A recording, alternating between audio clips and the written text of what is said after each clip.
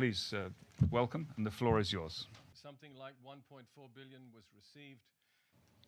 Despite much better rains in 2012 coming into 2013, despite better harvest projections for many countries in the region, we have multiple crises once again this year. Mali, you're following very closely, it's very well acknowledged, is reeling from a double crisis.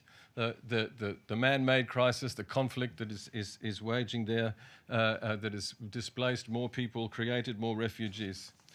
But also, of course, Mali itself reeling from the aftermath of last year's drought and dealing with very high food insecurity problems as well. I mean, I think the problems of the region are much larger than Mali. Mali's having a tremendous spillover effect, needless to say.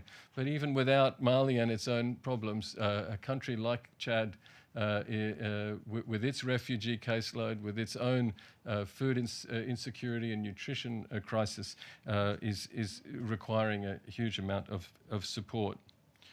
We have a $1.7 billion appeal for the region as a whole, with only 36% funding.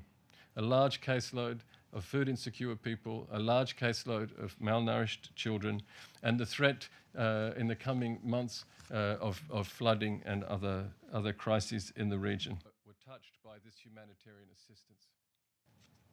And as crises become more frequent, we're seeing families in the Sahel adapt these very negative coping mechanisms.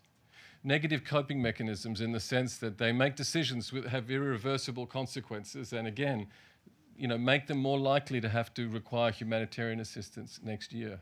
Taking their daughters out of school, maybe eating that livestock which was supposed to be saved for reproductive purposes, say, or eating the seeds that they were saving for another day, or taking on debts that are too difficult to carry. We're seeing an extraordinarily vulnerable group of people in the millions who are sinking further and further below a minimum line in terms of lost income, livelihoods, and thank you. See you again. See you again. Thank you.